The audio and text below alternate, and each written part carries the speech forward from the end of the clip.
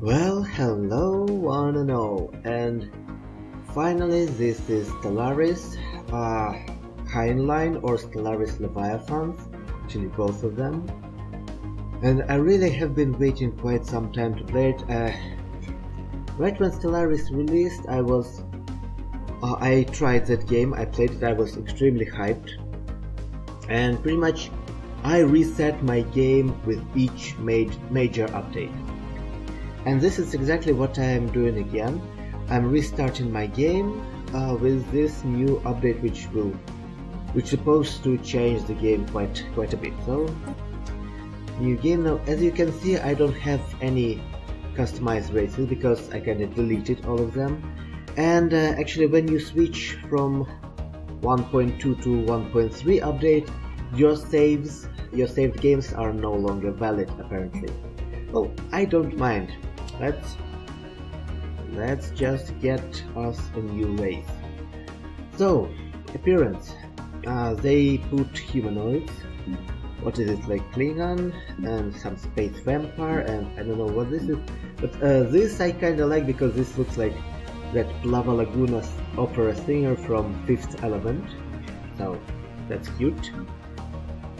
Doesn't seem to be any new in mammalian. Reptilians obviously get these cute guys. Like, look at those cute geckos. So goddamn adorable. It's the puppy eyes, I'm telling you. Avians seem to be the same. Anthropoid get this cute butterfly, or maybe moth. Molluscoid got two cute ones, like this star and this cutie snail. Fungoid got this cute mushroom. Plantoids I think are the same as they have been from the pack. I haven't been really much into plantoids. What I'm going to be playing is these guys. I want to make me kinda like arachnid insectoid empire. And what I want to do, I want to conquer the galaxy alone. And I read that in this update they made terraforming easier, and this is what I want to do. I want to just spam terraform the whole galaxy into my type of planets. So we'll see how it goes. Now I'm naming these guys Ik and yeah, adjective, obviously Ik. Ik in Russian, Ik is the representation of the sound. You know, like when you're drunk or where you just hiccuping, like we call it Ik, but also somehow I feel it's kind of like nice name for the insectoid race. So like Ik. They shouldn't have vocal cords like we do, so that's the sound they're comfortable pronouncing, I feel. And names obviously like this also, Ika, Poto, and so on and so on. Ship prefix. I think that's actually new, and I don't want any ship prefix on my ships. It's just gonna be some weird ass name. Okay. Traits. They changed it a little bit. Now they allow you to pick 5 traits. You still got average of 2 points, but now you can like take a lot of negative traits like non-adaptive and this and this and this. Pretty much you can max out on 8 positive traits, but you obviously will have nothing positive to show for it. So but you can get venerable and I guess weak. Venerable is the highest point you can get. Like one, wait, not enduring, but maybe one more. So yeah, you can pretty much put 3 traits into negatives, getting 4 more negative points, and you can get yourself 6 points of positive traits. Well, this is not what I'm taking. For my race, I'm taking, first of all, I'm taking conformists. Minus 20% ethic divergence. It's really useful when we will be developing colonies, and we wouldn't yet have the ethic divergence reducing sciences or buildings. And I just really like how this conformist icon is just happy obedient duckling, obviously following faithfully the mother duck. Oh, goddamn cute. Right. So what else? We can get sedentary, which is usually my obvious pick for negative trait. It reduces your migration speed and resettlement cost. Since I will be playing totalitarian government, my population pretty much won't migrate anywhere, and when I will want to resettle them, cost won't be a problem anymore, so we take that. And I'm taking repugnant, first of all because they're really not good looking. Like, they're really cool looking, but not really cute looking. And my plan is to destroy the galaxy anyway, so you know, just giant bugs. How would you feel about giant bugs? And my politics, I can tell you right away, will pretty much make everyone around us hate us. So it won't really make things much worse. Though repugnant it is. What else? Actually, I could have gotten, instead of repugnant, I could have gotten non-adaptive, which is, I think, the only one negative trait for 2 points. Yeah? Yeah. And I could have gotten 2 positive traits. But I kind of wonder if that trade-off is good, because I mean, sure, I will be terraforming all my planets. I don't know. No, I think I want repugnant. No, wait. Actually, maybe we should. The species does not adapt well to foreign environments, and as I said, my plan is to terraform the whole universe, so pretty much they would want to make every planet into their own environment. So maybe from role-playing point of view that would be actually good. So I don't know. I actually haven't tried that trait, but it may be with new trait picks. This may be a good combination. So what should I remove? Sedentary or repugnant? Maybe I will remove repugnant. Like, we are cool looking and not too horrendous looking. And these two, again in role-playing terms, I know there's no reason to role-play about all this, but why not? Like, they're non-adaptive, don't like foreign environments, and that's why they don't really like to move all that much. Well, actually, why the hell not? So that means that we can take 2 positive traits, and one we take is this one, Industrious, plus 15% to minerals, which is really good for early boost. And obviously there's Happy Bee here, and we're insectoid race, so no, it all just works out. And to top it all off, we can just take actually, we can take Strong. I mean, look at them, they're obviously tough guys, very cool, very evil. I think these guys come from from one of the additional packs, which gives more kind of like scary looking portraits. So Strong, which gives us army damage plus 20%, which is kinda nice when you're attacking people, and we will, obviously. And it also gives you plus 5% to minerals. So with Industrious we will get plus 20% to minerals right away, which is actually really cool. Okay, now next. So I think this may be a good combination. We will see. Female, male, who cares? Actually, let her be female, like Queen of the Hive. And color variants.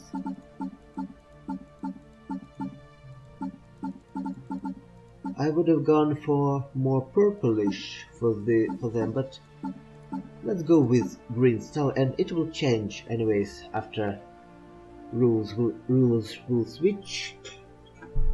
Name, just any name. Imdo, good enough. Now you can set ruler title and hair title, but let me go forward a little bit before we move to that. And let's pick their planet. Now I have I'm just remaking this race now. I have been playing them a bit on previous updates, and I usually put them on desert world. I imagine like this is very barren world, not much to eat, not much to do, so only insects really can successfully survive. Insects or maybe some types of scorpion and maybe snakes. So these guys, they evolved to be the top species on this planet with very low resources. Oh yeah, and as you can see, they changed the planet wheel. It was a wheel, now it's kind of like a grid with dry planets, desert, arid, and savanna, and ocean, continental, and tropical are wet planets, which kind of stands to reason, and Arctic and Alpine and Tundra are frozen worlds. And I don't want to go on the frozen worlds. I mean, it's winter, it's colder here enough as it is, so I will go to desert. Now, homeworld name. Well, homeworld name, let's pick a star name. It should be X. I'm really not being imaginative with the names, so forgive me for that, and just X prime for homeworld name. Starting solar system is random. I'm not going to be fancy with this, so I'm just choosing Anthropoid City, and it actually looks pretty well on the desert environment, like yellowish and stuff. And this is government and ethics wheel, important stuff. Now obviously, because these guys are insects and I'm imagining totalitarian hive-mind empire, I'm putting point in collectivist. Pretty much since they made it so collectivist got slavery tolerance plus 100%, right at the start. There's no need to go for fanatic collectivist. And now they changed ethics even more, so they now also have global empire modifier. So it not only depends on what ethics population have, like 1 pop, 1 million or billion of your population, but now empire also matters, like the global policies. And here we can suppress factions. I guess that may be useful. If we will get any factions, we will be able to suppress them. Again, because I'm playing totalitarian government, so that's good. Let's see. I like how religion got ethic divergence minus a lot. Actually, what do they get for divine mandate? Edict cost, edict duration. You can really play around with edicts, I guess, in religious type of empire. But I'm going for the opposite. I'm going for the most overpowered ethics of all time. Obviously, fanatic materialist. And not only on population, it, as always, gives you plus 15% bonus on all research, which is huge. Huge at the start of the game, huge at mid, late game, just awesome. But now, it gives you empire modifier minus 15% on building costs. I mean, what the hell? This is so overpowered, it almost hurts. And that bonus was previously on empire, but now they just get like better influence bonuses and bigger borders, which I guess kinda nice, but they used to get bonuses for slavery and for building cost. And now building cost is here, and these guys are just empire, I guess. Like, yay, our borders, this is all ours. But in this game you eventually hit the wall, you find some other race with other borders. Yeah. And this won't be too useful. Now we could be plutocratic oligarchy, which would give us more minerals, more energy credits, less cost for mining station, which is quite nice. But no. Now we could be science directorate, but I don't like those bonuses. And called election, who needs election, really? So, despotic hegemony. Each ruler can build an elite assault army, which is not much. Research speed plus 5%, so with this and with this, we get plus 20% research boost. So We got 20% research boost on minerals from trades, and from ethics and government we get plus 20 on research, which is huge, and reduced costs of research station, which is alright. So that's what we get. And now ruler. Yeah, see, when we change the government, we have ruler title, and it's overlord or deputy overlord, and you know, I kinda like that very much, so why not. Now, empire name, I'm calling it Ik Hive, and adjective is also Ik Hive, or maybe just Ik, like our empire name is Ik Hive, and when others talk about it, like Ik Empire or whatever. I'm not going to be fancy about this, really. Next is a bit of flavor, flag. For these guys I usually go for this symbol, because as you can see it kind of resembles their head. Like these two protrusions, and these ones are like their mandibles. Look at that. Look at those mandibles moving. She's hungry. She already wants to consume the universe. And yeah, as you might have figured out at this point, I don't want to be one of the empires. I want to be Endgame Crisis. And if I'm successful, I will be. And I like green color. Green is my favorite color after black. So black and green, and I think this pattern works well with this kind of symbol, so it will be like that. Weapons. Now, they rebalance the weapons quite a lot, and rebalance the ships again, so I have no idea what to expect. I used to do missile weapons build when everyone was doing them. I used to do energy weapons build. Now, I want to go for projectile weapons, because I figure in the desert environment you can see very clearly, so I figure this race developed simple projectile weapons because they could just see their target, so they would snipe them. And that kind of the philosophy they moved to the spacefaring era also. However, since weapons should be diverse, I have suspicion that at some point we will be researching all of the weapons, but we will start with projectile. And also I read the past notes, update notes, but I haven't read through the weapons changes or modules changes, because seriously that's a lot of information, and who have time for that? Well, some people do apparently, but I heard that they boosted projectile weapons quite a bit, so we will see. And travel. I want to pick hyperspace because these options are nice, and this one is kind of a bit restricted by hyperlanes. And it got nerfed a little bit. Now you could move to hyperspace from anywhere in the system. Now you also need to move outside the gravity well, like for these two. But who cares? And I am kind of like old Master of Orion fan, and hyperspace travel just feels really familiar to me, and it's like a good middle choice, because I don't want to go to this because it feels kind of really slowish to me. And wormhole travel is nice, but I kind of too lazy to build all the wormhole stations, and they're kind of vulnerable, so just hyperspace travel. And ship appearance, not going to be fancy, anthropoid ships it is. And here we go. Now this is my usual setup, except for trades. I usually don't go for non-adaptive, so we'll see how that will be. So I'm saving these guys, and let's select the game. Now I'm making the huge galaxy, 1000 stars.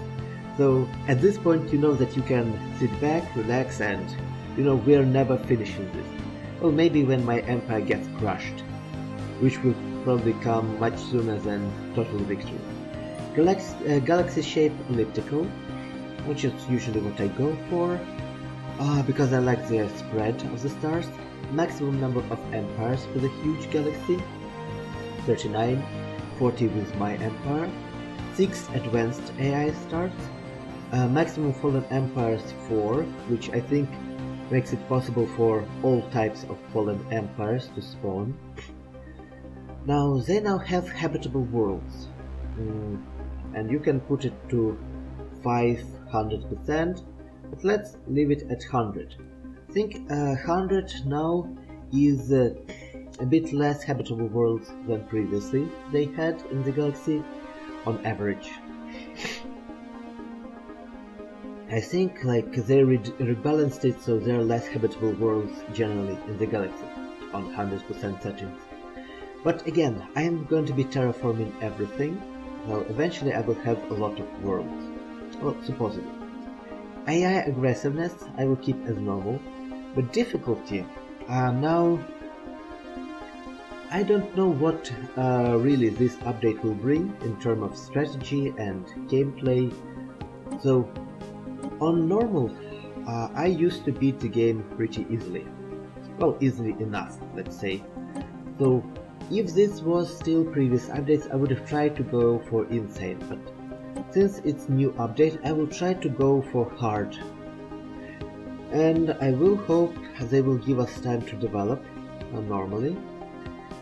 So yeah, not hard it is, and I will try to do my best on this setting. Now we will allow all FTL methods.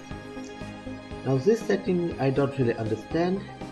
This controls whether empires should spawn in clusters or randomly spread across the galaxy.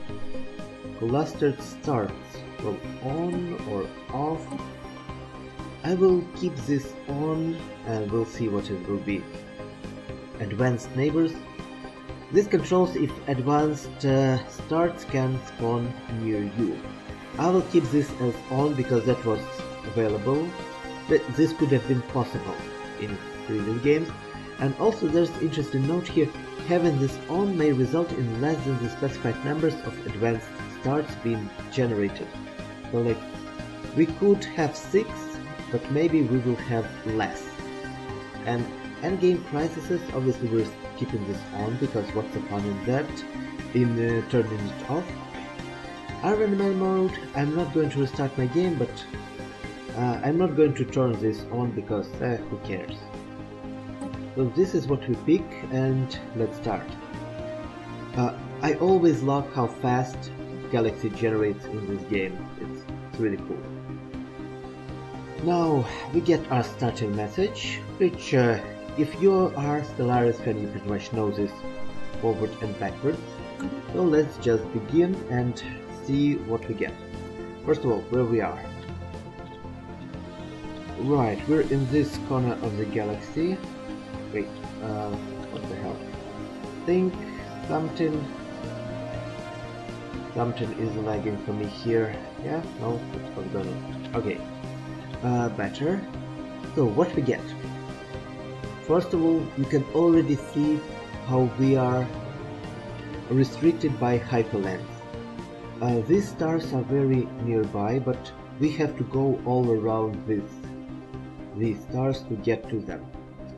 And we will. A good thing is we have another desert world right here, so it's colonizable. That's good. Okay, what? Disabled alerts.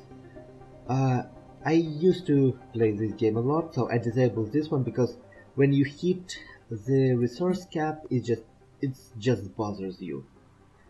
Now, let's start with the science ship and let's survey the system. We have 11 things to survey here, so let's hope we will get something good. What else? Construction ship will remain idle for now, and let's look at this.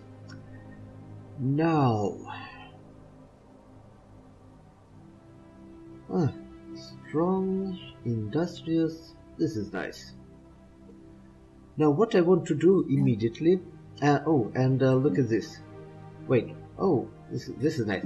What they changed used to be you only get your home world could be just 16 tiles, but now they changed it so you get from anywhere from 16 to 20, and it seems I actually lucked out and I got the biggest home world available. And Wow, and I think, yeah, it got food tiles and additional mineral tiles. So, oh, this is actually an extremely good setup. Extremely good, seriously. And what I'm going to do, I'm going to enslave my population. Yeah. Yes, everyone who's working minerals or food tiles. Now, you are on food, and that's good, but I want to put you on minerals. Enslave population, and I am immediately building mining network here. And what else? Ah, yeah, and oh, 2 minerals here, but also food. Unfortunate, but it will be more profitable to build mining network there. Wait, but we will lose food. Wait, you know what? We will cancel this build. Wait, are we building something here? Ah, yeah, we're building mining network here, and you will be here gathering food, because we need food to boost our population up. Now this immediately gives us docile slaves faction, who want regulated slavery. Now, do we suppress them? No, we don't. Wait, this is actually a new option. Costs 1.39 influence each month. Oh, so we can do that.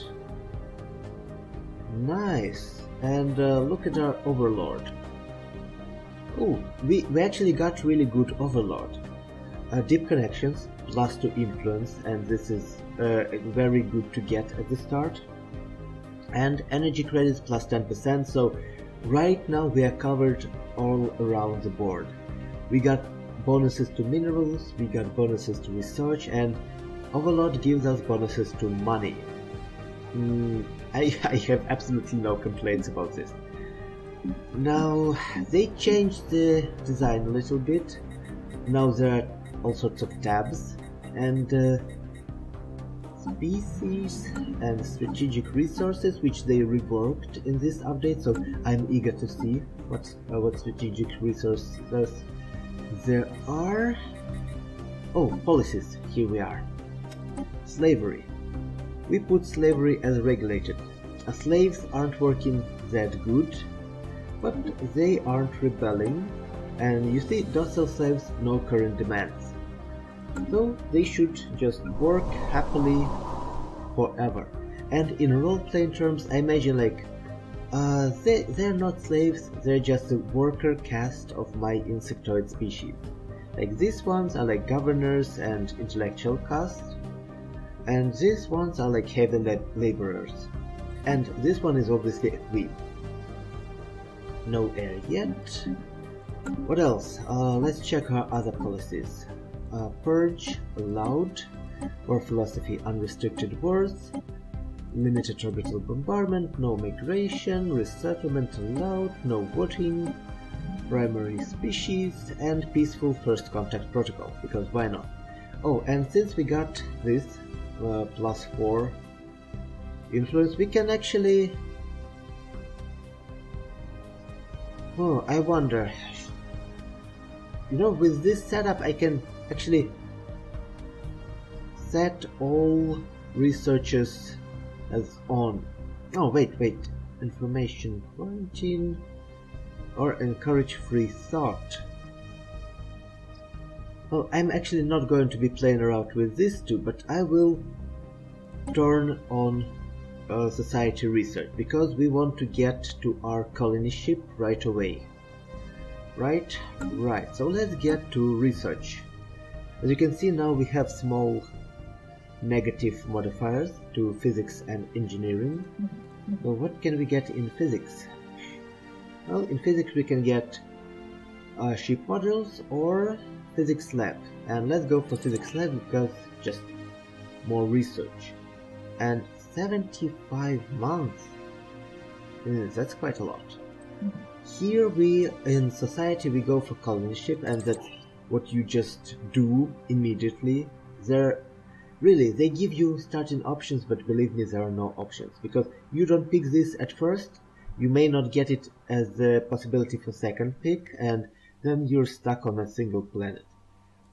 And for engineering, let's see. Wait, what? Oh, they have some additional nodes here. Well, let's see, we can get coil gun, we can get deep space outpost, which give us defense platform, or we can get improved spaceport, which is really nice, and this technology will lead to further advancements in the construction of larger spaceports and more powerful warships.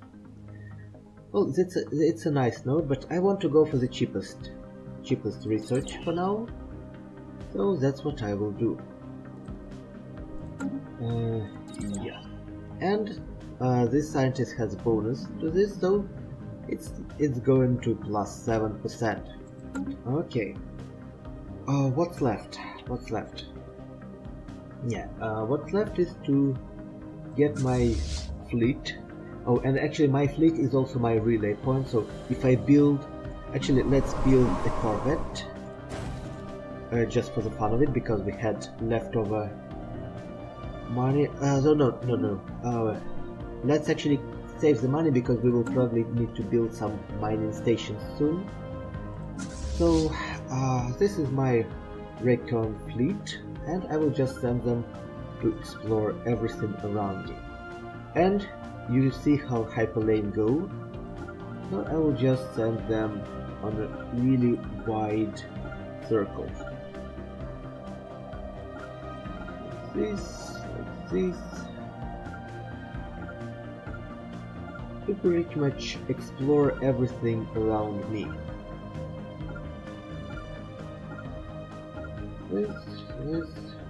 This.